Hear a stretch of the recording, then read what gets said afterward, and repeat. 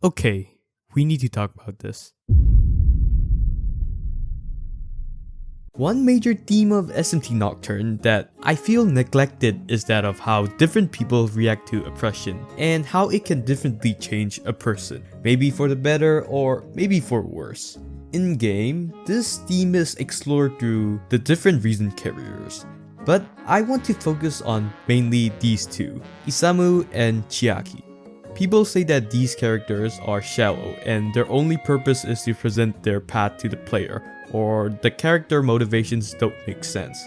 And honestly, I don't blame them. Their development and how they came to their ideologies are presented to you extremely subtly, and you really need to pay attention to the dialogue and piece it all together yourself to get the full picture. And that's just too much effort than what normal people are willing to exert.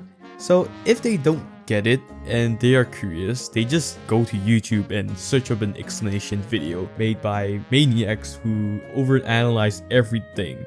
But when you really dive in yourself, you get to see things that you've never known about this game, and it just feels amazing. And in Nocturne's case, you see the true depth of these characters and how they develop their ideologies from trying to cope and rebel against this oppressive system that they are forced into, which makes the vortex world go round. Wait, does the vortex world go round? You know, I keep forgetting to ask for subscribers in my videos, so I'll do it right now. Subscribe! We are so close to passing 2k subscribers. Also, leave a like and share this video with your friends, with your mom, with your dad, or even with your pet. Pets also deserve to learn how severe oppression turns the human psyche into a twisted, decaying state of mental health, where the owner becomes a deranged sociopath that are content with taking the lives of others without a sliver of empathy or guilt, as long as it benefits them or satisfies them. I want to explain Chiaki's character first, because out of the two, her development is definitely presented more subtly. And due to that, I feel that she is more misunderstood. Okay? Chiaki is an intelligent person and is dedicated to what she puts her mind to.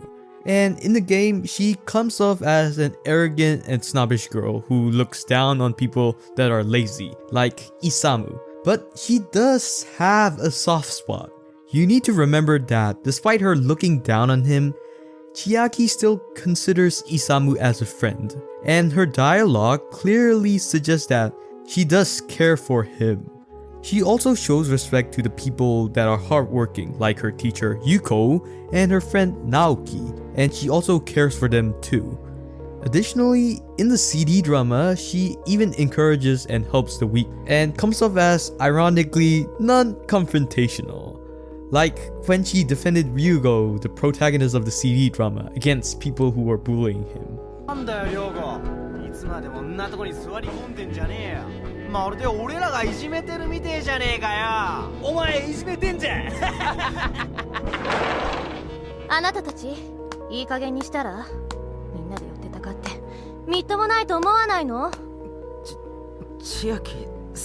In my opinion though, she and her development feels almost like a satire of sorts on the classic perfect girl anime character trope.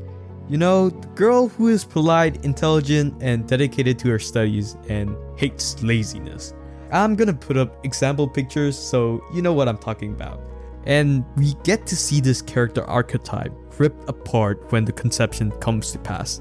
When it initially hits, Chiaki, like every other surviving human, loses consciousness and is told by Kagetsuchi to go forth and discover yourself.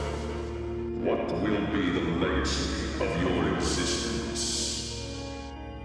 Waking up shortly after to a now demon-infested hospital. She lacks the power to actually fight the demons head-on, so she had to resort to her wits and ingenuities to sneak past Fornius, and she goes and takes refuge in a club in Shibuya.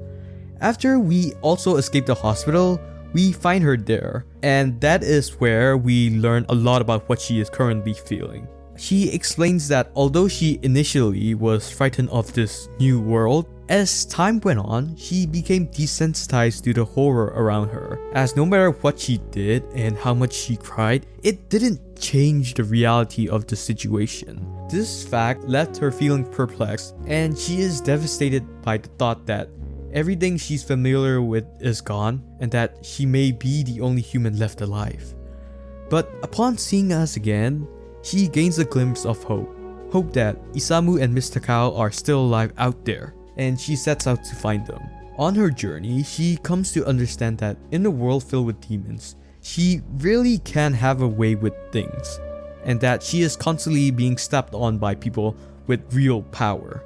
Swallowing her anguish, she accepted that this is the new reality of the world, a world where you need to be strong in order to not be oppressed. This led her deciding to create a world and forming the reason of Yosuka, a world where only the strong and resourceful lead and the weak and useless are similar to waste, easily expendable and only exist to benefit the strong. This twisted belief of hers is only heightened later on when Sakahagi cut off her arm when she was trying to gather Magatsuhi in a reservoir. This made her realize that she needs more power and led her to Gozu Tenno, who grants her his power because they share the same ideologies. And when she finally got that power that she searched for, the first thing she used it is to slaughter the mannequins for two reasons. One, to demonstrate for Naoki what her world will be like, and more importantly, two, to harvest enough Magatsuhi from the mannequins in order to summon her demonic sponsor, completing the requirements for creating a world. So, in conclusion, Chiaki shows us how power corrupts people, and that some people, in face of oppression, are willing to play into the system that oppresses them, and in turn, becoming the oppressor themselves. Isamu is interesting. He is just so unique and pathetic that we don't often see characters like him in video games. And personally, he is my favorite character in the game. What can I say? I like characters that are pathetic and or off the balls weird and different from the usual character tropes that we see.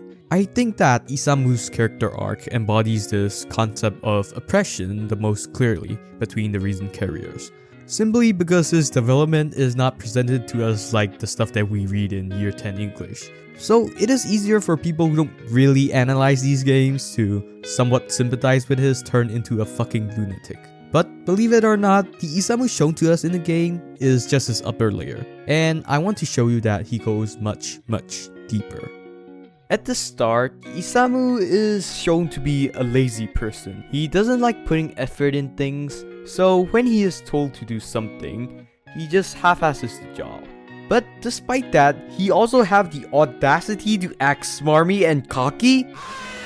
That's just the upper layer. In actuality, he is a beaten down man who needs relying on others to really accomplish something. Because deep down, he is terrified of anything that is out of his comfort zone. This is why he half-asses things. Not because he's lazy, but rather because he's not comfortable with most things, and he treats it like an insecurity, trying to hide this side of him by putting on a shell of confidence, attempting to convince himself otherwise. But what it just ends up doing is unintentionally telling people around him that he is a lazy, unreliable, and self-centered asshole.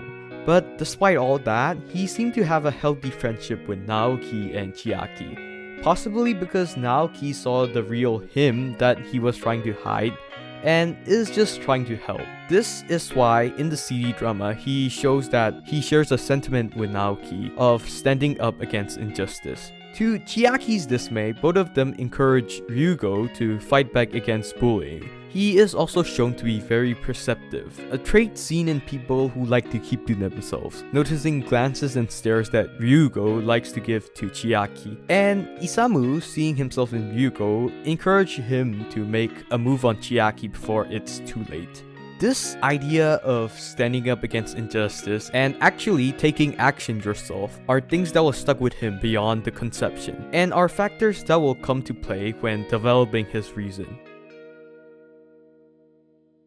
When the conception hits, like Naoki and Chiaki, he too loses consciousness and has an encounter with Kagetsuchi when he wakes up to the demon-infested hospital. Compared to Chiaki, he had an easier time escaping Fornius, because before the conception hit, he was already in the annex searching for Mr. Cow. And also, unlike Chiaki, we are not shown or told how he initially felt about the conception or the vortex world. And when we do see him again, this happens. You gotta help me. We don't have time to waste here. Your teacher, he is thrown into the mantra prison along with us for allegedly trespassing. And we have to participate in trial-like combat to earn our freedom. But unlike us, he lacks the power to fight, so he remains imprisoned. A free man, we go visit him in his cell. And this is when we finally get to have a proper conversation with him post-conception. He explains that he is determined to find a way to escape and go rescue Mr. Cow, who he learned is serving as a maiden for the assembly of Nihilo. Frustrated that he is unable to do anything right now, and fearing her death in the upcoming mantra raid on the Nihilo base, he asks us to quickly go and find her in his stead. Yeah, I forgot to mention this. He is romantically interested in Mr. Cow, and you just wait, it's supposed to represent something. This is why after the fall of the mantra, Isamu expresses severe disappointment and frustration in himself and us that we weren't able to save our teacher, and haven't made any progress at all. Desperate for clues, he leaves for a mannequin who can see the future that he heard of while in prison, who is currently imprisoned in Kabukicho prison by the name of Futomimi. But in an ironic twist of events, upon reaching Kabukicho prison, Isamu gets quickly subdued and is locked up in a room on the very top floor next to the same mannequin that he was looking for. But there is something in the room with him that will change how he viewed the world. An amalodrum. While captured, he spent his time studying the amalodrum, and he himself alone connected it to the Amala network, and he found the source of the answers to his questions. This made him realize that in this world, he cannot rely on anyone. Nobody cares about your problems, and people aren't going to go out of their way to help someone. They will only help you if it also benefits them in some way, shape, or form. You have to survive and fight for yourself. As he said, truth isn't something other people can give. You have to find it within yourself. He jumped into the Amala network and tried to master the powers of it. During that time, he relinquished his love for his teacher, which is supposed to represent his growth from his old self, and decided that if other people didn't care about him, he shouldn't care about them either. The moment he did, he figured out how he wanted the world to be, forming the reason of Musui. Isolationism essentially. A world where everyone is secluded to their own world, where they can dictate the nature of it without help, interference, or judgment. A private paradise of your own choosing.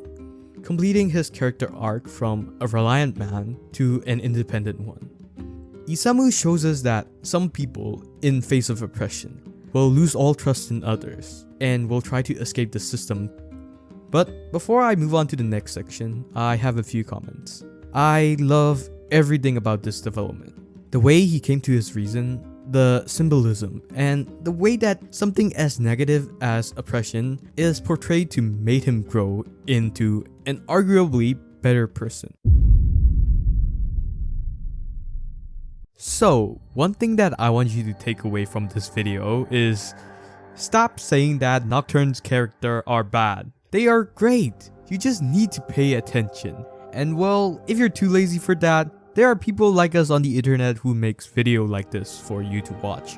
Nocturne's characters are great. There are a lot more of them than Isamu and Chiaki that I can go over to drive home that fact. There are 10 or so characters, and they all represent an abstract concept, and even more if you factor in how they relate to each other, like Miss Takao and why she helped Hikawa, or Hijiri's punishment for committing the ultimate sin, or even how the demi-fiend's two halves represent hope and despair, and how that come into play with a hidden personality that you need to piece together yourself. This game is a goldmine with an untapped potential of allegories and abstract concepts that is not getting explored by anyone at all.